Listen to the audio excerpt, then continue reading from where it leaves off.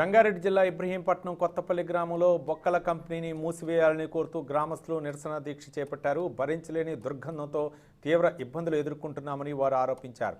యాచారం మండలం కొత్తపల్లి శివారులోని రైతుల పంట పొలాల్లో కిసాన్ ఆగ్రో ఫీడ్స్ అనే కంపెనీని ఏర్పాటు చేశారు. అందులో చట్టవిరుద్ధంగా కుళ్ళిపోయిన పశువుల మాంసము, వ్యర్థ పదార్థాలను నిల్వ ఉంచి వాటితో కల్తీ వంట నూనె, డాల్డా వంటి పదార్థాలను తయారు చేస్తున్నారు.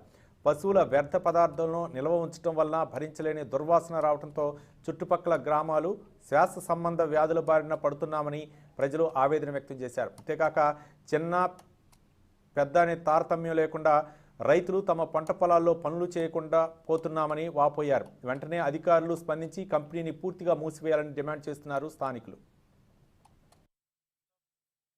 15 సంవత్సరంలో అప్పుడు ఉన్న పాలకవర్గం ఆగ్రో ఫీడ్స్ కంపెనీ అని పెట్టి పశువుల దానా, కోళ్లకు ఫీడ్స్ కంపెనీ దానా ఇస్తామని చెప్పారు.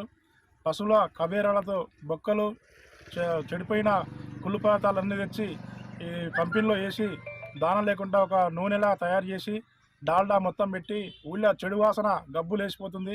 ఇక్కడ కొత్తపల్లి కానీ, తక్కలపల్లి కానీ, కిషన్పల్లి కానీ, తమ్మలోని కూడా 4 గ్రామాలకు సంబంధించి వాసన ఒక దాదాపు 4 కిలోమీటర్ 5 కిలోమీటర్ వస్తుంది. దీన్ని స్థానిక ఎమ్మెల్యే గారి దృష్టికి మేము తీసుకుపోయినాం. మేము ఇంత ముందుకు ఎలక్షన్లు అప్పుడు ఆయన ఇప్పటికి 15 సంవత్సరాలు ఆయనకి ఇట్లా చెప్పిండు, మేము ఈసారి వస్తే ఎలక్షన్లు వస్తే ఖచ్చితంగా బంద్ చేస్తున్నాడు. అప్పుడు ఎలక్షన్లు అయిపోయి ఇప్పటికి దాదాపు 4 సంవత్సరాలు 5 సంవత్సరాలు దగ్గర వస్తుంది. కాబట్టి స్థానికంగా ఉన్న ఎమ్మెల్యే గారు చొరవ తీసుకొని పొల్యూషన్ బోర్డుకు ఇంకా 7 నెలలు పర్మిషన్ ఉందని చెప్తున్నారు. దీనికి టీఆర్ఎస్ ప్రభుత్వం కానీ, అధికారులు, ప్రజాప్రతినిధులు ఎవరైనా సరే ఈ కొత్తపల్లి గ్రామం 4 గ్రామాల ప్రజలను వీళ్ళు ఖచ్చితంగా ఆదుకోవాలి. ఎటువంటి సంబంధించినటువంటి ఒక ఫీడ్ ద్వారా వచ్చేటువంటి ఫీడ్ ఏంటంటే బొక్కలు బోన్స్ ద్వారా తయారు చేస్తూ ఈరోజు పశువులను చంపి దాని వ్యర్థాలని ఇక్కడ మారుమూల గ్రామమైన మా యొక్క గ్రామాన్ని తీసుకొచ్చి ఈ యొక్క వ్యర్థాలని దాని ద్వారా వచ్చే డాల్డా కానీ, నెయ్యి కానీ, నూనె కానీ ఈ యొక్క వాటిని యొక్క పరిసర ప్రాంతమైన యొక్క హైదరాబాద్కి తరలించి దాన్ని కలుషితమైనటువంటి ఆహారాన్ని కూడా